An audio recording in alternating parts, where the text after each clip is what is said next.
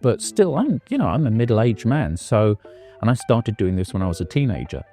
So now to do my 20-minute set on stage, to know that's going to work every time and not give me any problems. Every day I do an hour of exercise. I do yoga. I stretch before, in the dressing room. I'll stretch before I go on and make, it's. I think that the running away to the circus thing, it's almost a kind of. Hello, gorgeous, and welcome to Finding My User Manual, the podcast about learning how to be human despite no one giving you a user manual. I'm your host, Tigz Rice, an empowerment photographer from Hertfordshire, UK, and I am so excited to bring you our very first episode of the podcast. Now, I have searched my little black book of contacts and could not be more thrilled to welcome today Mat Ricardo. Hi. How you doing? I'm good. I'm so good. Thank you so much for being here today. Number one. I know. Well, we had to start off with someone pretty epic, didn't we? So for those of you people who might be watching this who don't know who you are, I have got a very ego-boosting introduction for you. So Mat Ricardo is a man of many creative talents. You may know him as a legendary cabaret performer, a published author, YouTuber, photographer, podcaster, or that incredible British guy who appeared on AGT. But more than that, he's someone who's built a career around thinking deeply, showing up authentically, and refusing to curate himself into any single box.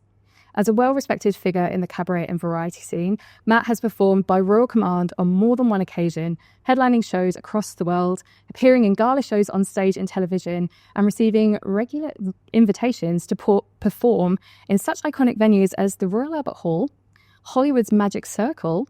That was pretty fancy. To quote Magic Circle magazine, Mat Ricardo has done more to revive the art of variety than anyone else, and I, for one, wholeheartedly agree. Across platforms and disciplines, Mat explores performance, identity, learning, and creativity with a rare combination of humour, precision, and raw, authentic humanity. And it is such a pleasure to welcome you today. Oh, that's very nice. Thank you. Oh, you're so welcome. I absolutely got a lot of it off your website because whoever doing your PR is doing a great job. I don't know who wrote that. Can I tell you about the Royal Albert Hall? Yes, the please. credit for the Royal sounds great, right? Yeah. And it was because there's at the Albert Hall there's a few smaller rooms, but it was the main room of the Royal Albert Hall, solo, just me. That's a huge room. I think it's somewhere around 4,000 seats. Mm-hmm. It was a private corporate event with 20 people in the audience. 20. Where were they sat? They were sat at tables and chairs right in front of me. Wow. And I mean, I didn't completely die, but when you're working a room that's designed for several thousand and you've got 20 people who are disinterested because they didn't pay to see you. But it's a great credit, isn't it? Oh, it's so great. So great. I mean, in fact, I would be plastering that on absolutely every gig I had. Yeah. It still counts. Such a still gig. Yeah, well, I mean, congrats to that. Thank you very much. There you go. So, thank you so much for being here. I am really actually excited to talk to you about this. In fact, for those who are listening at home, we actually met up about a week ago and we were having a really quite deep chat actually with another friend of ours, kind of on this subject. So if you came with a user manual, what would it say on page 1? This is so hard. I found this is a really hard, I found this a hard thing to think about because I'm not good at summing things up neatly. Mm-hmm. But what I came down to was something along the lines of the way you feel you need to do it is the way you should do it.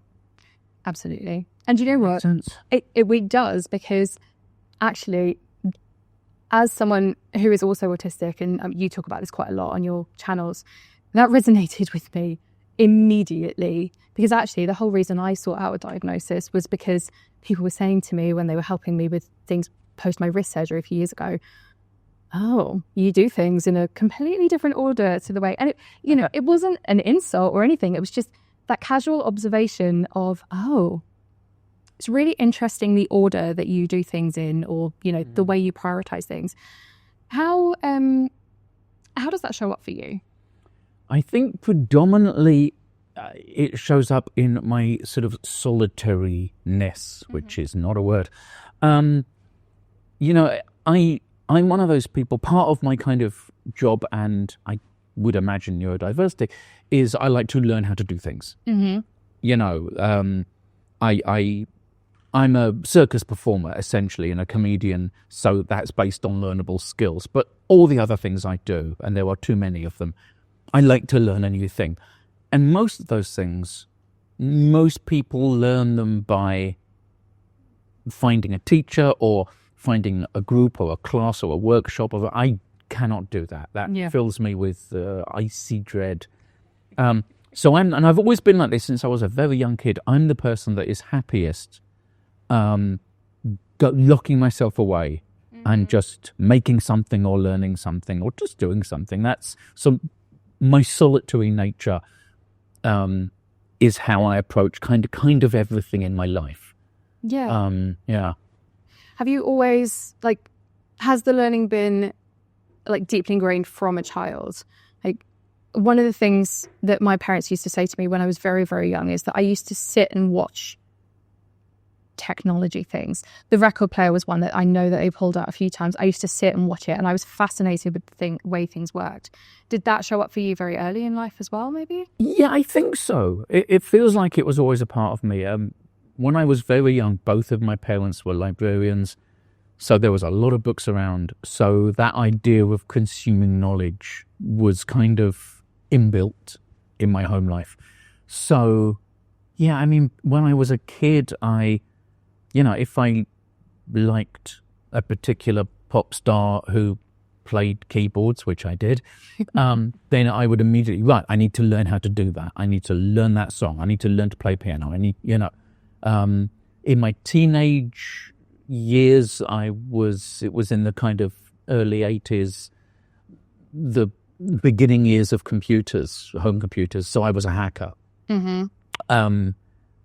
Because I was given a tool that would let you be creative and explore. So I became a hacker pretty quick. Talk to me a little bit about the hacking, because, give us a base, roughly what sort of year is this that we're talking? This would be the very early 80s, 1980. So we're talking DOS mode computers at this point? Even before DOS. I used to use a terminal connected to a DEC 10 mainframe at Middlesex Polytechnic that I was not allowed to use. The first terminal I ever used to connect to that mainframe didn't even have a screen. That's how old I am. It had paper. Oh my God, the paper, it had perforations and it had to, oh my God, I've shown my age now. Yeah. So everything that would be on a screen was just, Yeah. and it was amazing and horrifically noisy. Yeah. I was very lucky. I had a computer science teacher. It was when computer science was brand new. So they just got teachers that didn't, I think he was technically a physics teacher, but he got told to run the computer science room. And he knew that I knew as much as him. I didn't know a huge amount, but nor did he. And he saw that it was one of the few things that I really had a passion for and was good at. So bless him, I will never forget this. He gave me the key to the computer room. He got a key made for me so that at lunchtime, when I was out in the playground being bullied, I could let myself in, lock the door behind me and do the thing I liked. And that was the first safe space ever for me, Amazing. And it really helped. But yes, to come back from this tangent. Amazing tangent. I've always been, even from childhood and still now, I'm the person that gets an idea. I mean, I know that you know what this, you get an idea and it hooks and you can't get rid of it, so you have to do it. Yeah. And it might work, it might not, but then you've done it, so now you know. And I'm the person that will just, right now in my house, I've got an office and studio upstairs, and I will just lock myself away and just beaver away at something. I'm exactly the same. Yeah. I spend far too much time. But do you know what, actually, I found a study very recently, and it was saying that for neurodivergent people, actually learning something new is more productive than inactive rest for resetting the brain. So interesting. Because I've always struggled with people tell me I should rest more. And so, but when people tell me to rest and they're like, you know what, just sit on the sofa or do nothing, be inactive, like let your body. And I'm like, I sit there and I'm like, I need to do something. And I'll just sit there. And if I'm actively resting or inactively resting, I will just sit and do like nothing. And I get so understimulated by it that actually it's not even restful, it's stressful. So yeah, I spend a lot of time, but more recently actually learning video, learning audio, building a YouTube channel, deciding to launch a podcast. So I mean, and actually it doesn't feel like work to me because I'm getting the dopamine out of it and having a really good time, and learning something new makes me feel good. So actually... Well, I mean, I think if the behaviour that you're describing, and I completely agree with you, the behaviour you're describing, if you were to attribute it to a child, it's just play. It's play. Yeah. It's what kids do. They don't just sit there. They construct worlds in their head and say that this is a satellite and this is going to crash into it. And that's what we're doing. We call it work because it is a creative practice, etc. Yeah. But it's play. There's a brilliant teacher and artist called Linda Barry. She's one of my... I don't have many heroes, but she's a hero. Mm-hmm. And her thing is that everything you need to know about art, kids of 3 years old do without thinking. Yeah. But then after that, they lose it and they start to put it into boxes and define it in different ways. And it's play. Yeah. It's so interesting. I've got 2 younger nephews and I love watching them play and like how their brains work and just some of the ideas they come up with and the flexibility of their brains to be creative as well. So how does that, because I feel you've kept a hold of that. And I'm going to talk about, I don't want to age this because I can't specifically remember. I'm going to say somewhere between 5 to 10 years ago, you were doing a solo show in London. Mm-hmm. I want to say it was at Leicester Square. No, Soho Theatre, Leicester Square. Leicester Square, yeah. And I remember seeing you around that time, and the way you were promoting that show was, I'm going to be juggling electric carving. Oh, yeah. Talk me through this. Like, how did you decide, this is going to be a really good idea, but also let's go get 3 of them. I'm assuming 3, it might have been 5, but let's go get 3 of them and see how this works. Yeah, that was arguably a mistake. No, it was good. So that came from, and I don't do it anymore. I don't blame you. It came from whenever anyone, you meet someone socially and they don't know you and they say, what do you do? And you say, I'm a juggler.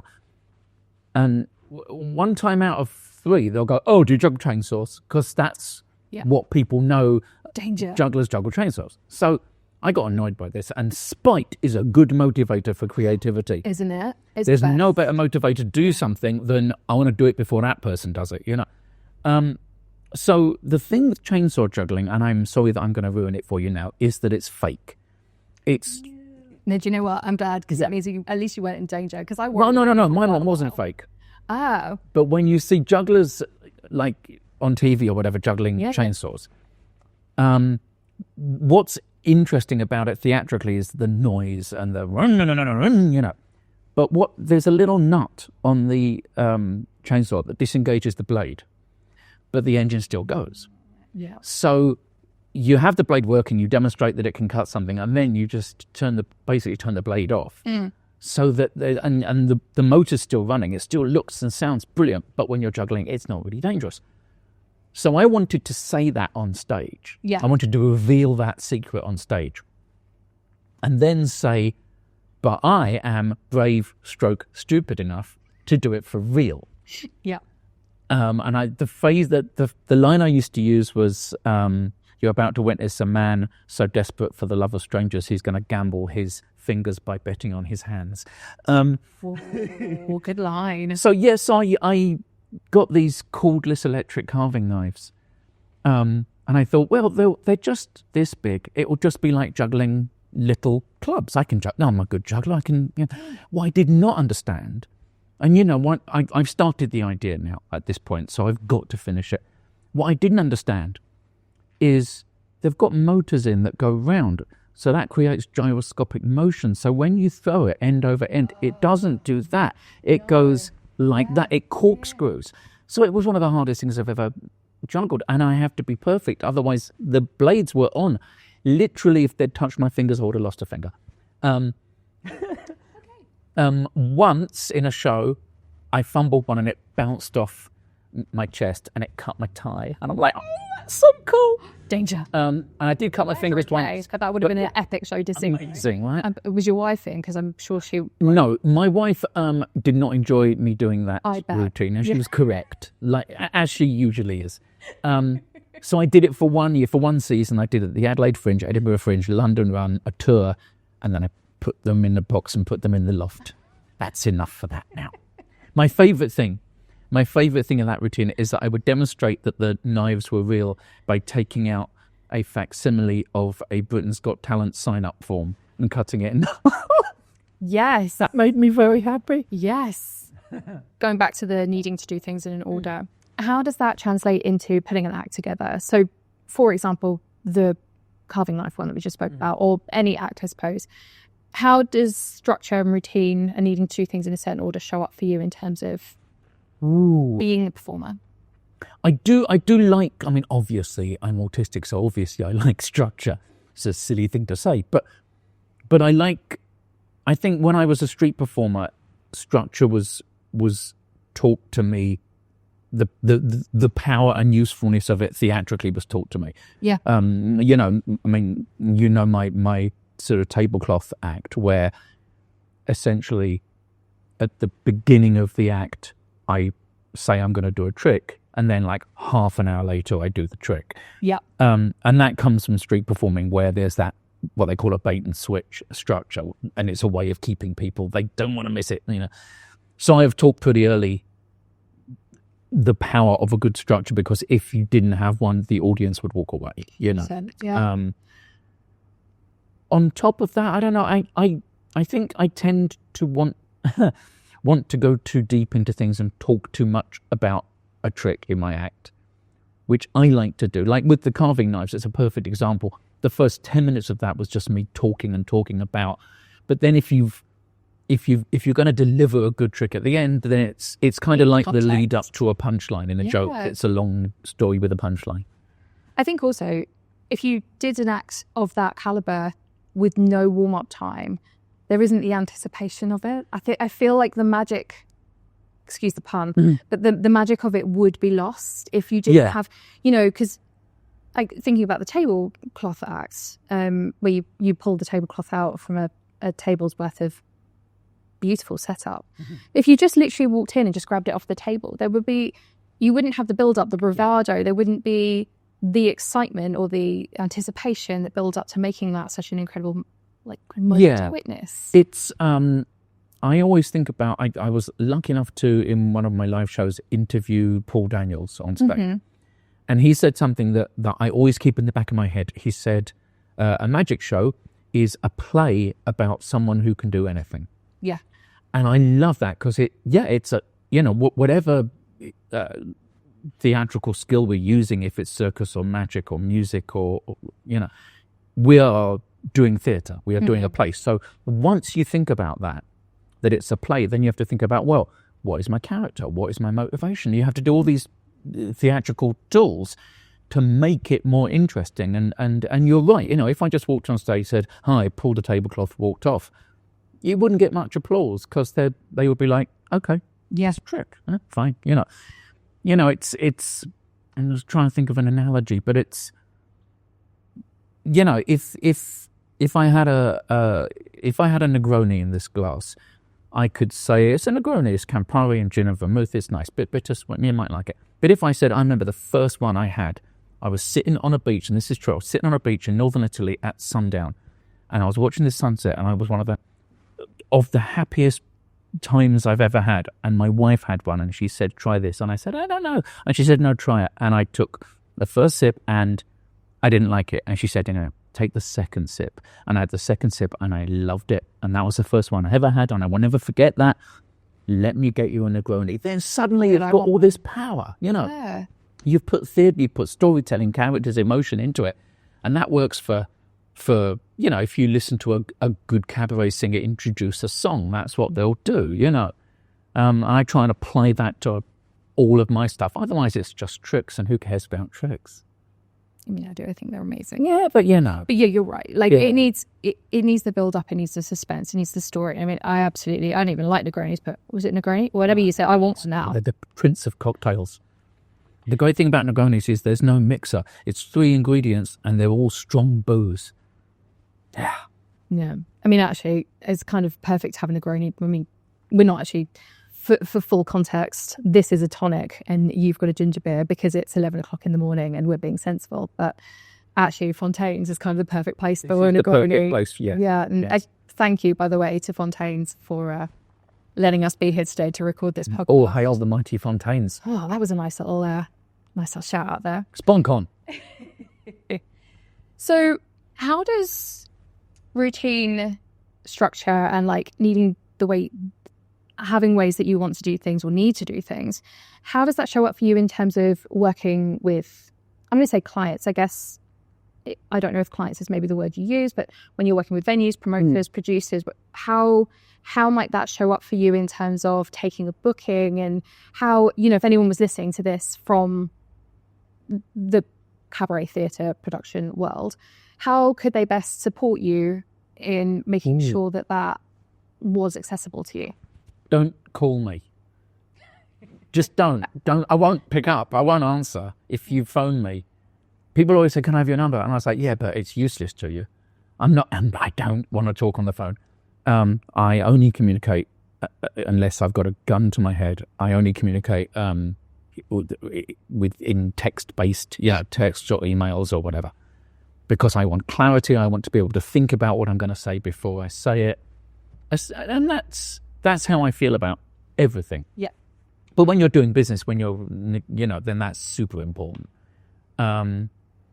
It's funny because people often say, like, one of the things I hear quite a lot is that for an autistic person who really thrives on structure and discipline, as I do, show business seems an odd way to make a living because everything is different. You don't go to an office at the same time every day, you catch the same train, it's... Yeah. Which is true, but one of my favourite things, I mean, I'm lucky enough to have regular venues that I work at, so it's nice to have the familiarity of coming into a venue, the bar staff saying hi and knowing who you are, and all that stuff. That's lovely. It makes me calm. But even if I'm not doing that, the fact that when, as a performer, you go to a theatre, you will get shown to your dressing room, that's your space. They will call you when they need you. There's probably going to be a speaker in the dressing room that will let you know what's going on stage, that you can turn off if you need to, but if you get anxious about, then that's good. You'll get given a running order. Yeah. You'll get given a call sheet where you should arrive at this time, then at this time there'll be a sound check, at this time you'll liaise with the stage manager about your props, then the show starts here, you'll be on stage there, and then you'll be finished by then. That's perfect. I want all of life to be like that. So being in my business, it is a kind of very loose, every gig is different, but once you go to the gig, they're pretty much all the same and they're very regimented, and I really like that. Do you know, I was thinking about this last night when I was putting some questions together for this, and I think there is this,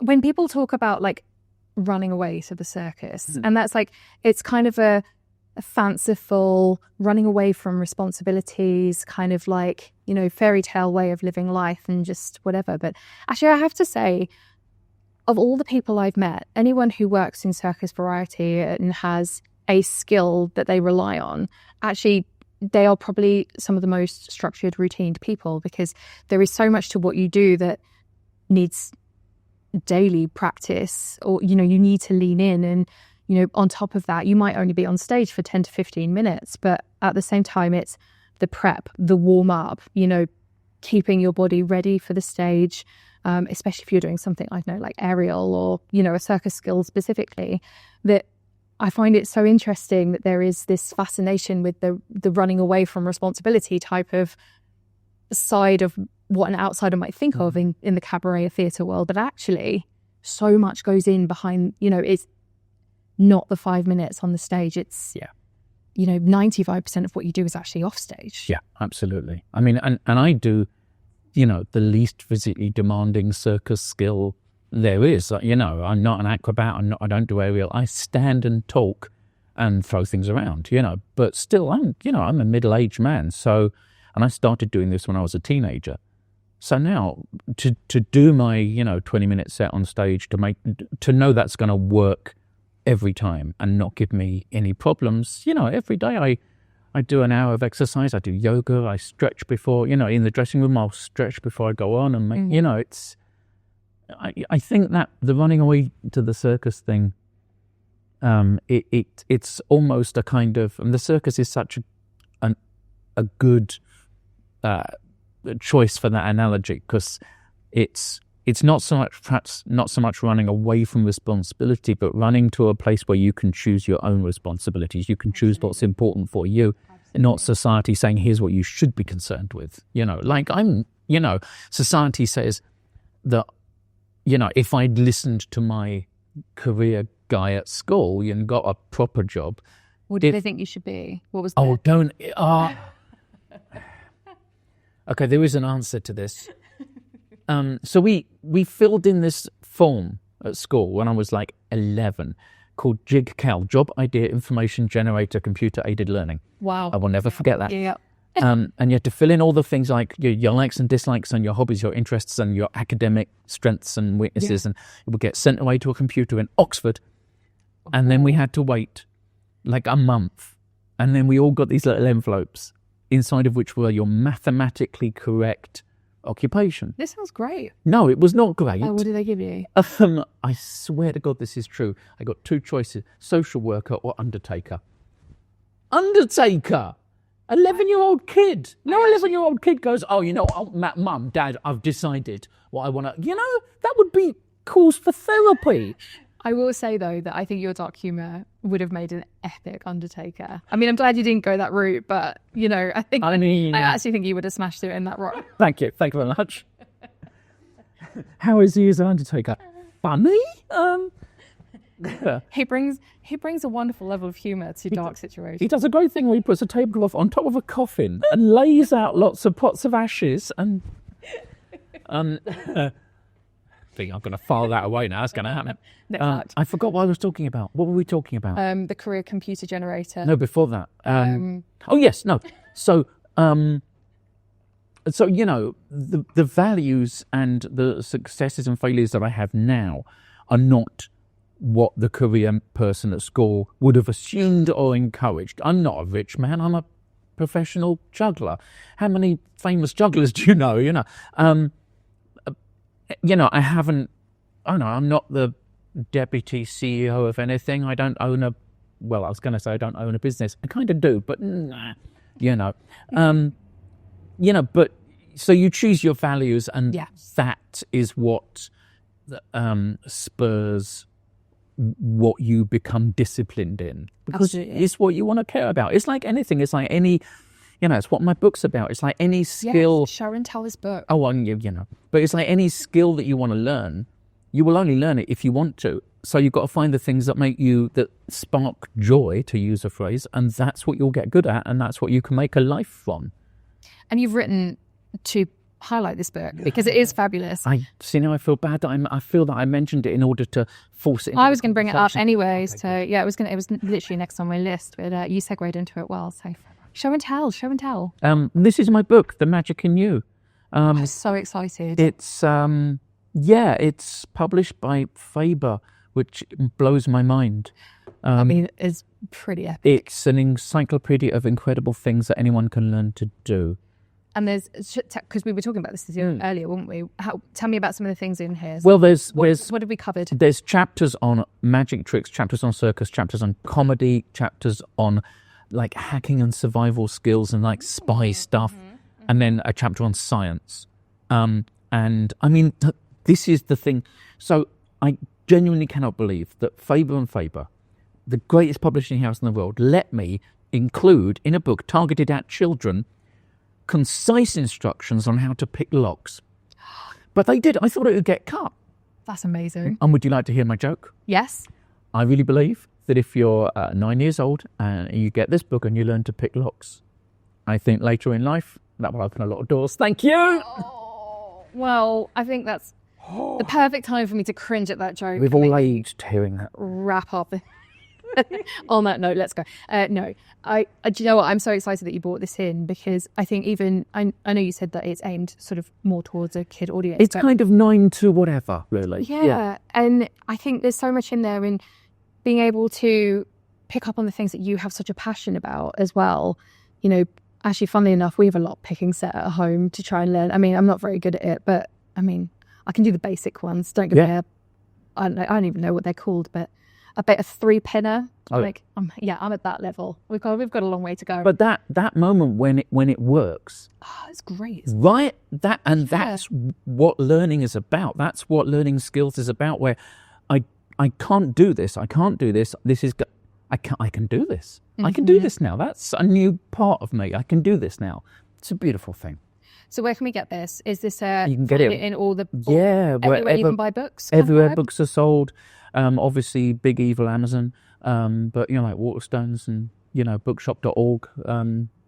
Anywhere you get books, all over the world it's out. And you have been doing some book signing. So are you still doing some? Yeah, I've been doing some book events and stuff where I'm performing and then doing like Q&As and signing books. It's been such fun. Meeting all these crazy kids who want to pick locks. It's like training an army. It's fantastic. I love that they've left this in the book. It's great. Fabulous. Yeah. I'm going to have to pick up a copy. You're going to have to sign it for me though. Of course. Fabulous. I could talk to you literally all day. I think there's so much. I mean, I have so many more questions. Maybe we'll have to do another episode at another time. But I'm so appreciative of the fact that you're here. My last question to you, if there was one thing that if someone was listening and has a very similar user page in their manual, what is the one thing that you'd want to tell them, piece of advice you'd want to part with them, or maybe something you'd want to tell them to stop apologizing for? That's good. I think, and it sounds really maybe very simple, but I think it is just listen to the voice in your head. If people around you are telling you that an idea that you've had or a thing you want to do is stupid or whatever, if you can feel that you want to do it, then you are correct. You are right. Like, no one ever said I should learn to juggle. While I was learning to juggle, no one said that if I got good, there'd be a gig. No one ever promised me a gig. No one ever said they wanted to read my book. I didn't write this because someone asked me to. I wrote it because I wanted to. I'm writing 3 other books right now. No one's asked for any of them. I think I learned this from being a street performer. You as a street performer, you walk out onto a place that is not designed for a show, to do a show to people who have not planned to watch one. But if you're good, you will change their mind. You will turn that place into a theatre just by deciding to. You will turn them into an audience just by deciding to, and you will create something wonderful that wasn't there before. Yeah. So, be a busker in everything that you do, maybe. I love that. If anyone's listening today and has really resonated with your story, I will put all of your links in the show notes. But if there was one place specifically that people might find the best content of you right now, I don't know. Where do you want people to start? I make videos on YouTube. Excellent videos on YouTube. Thank you. I do a lot of writing on Substack, much of which is free for everybody, but not all of it. I know not all the obvious social medias that aren't, except the one run by the Hitler dude. Available on all major platforms. All major.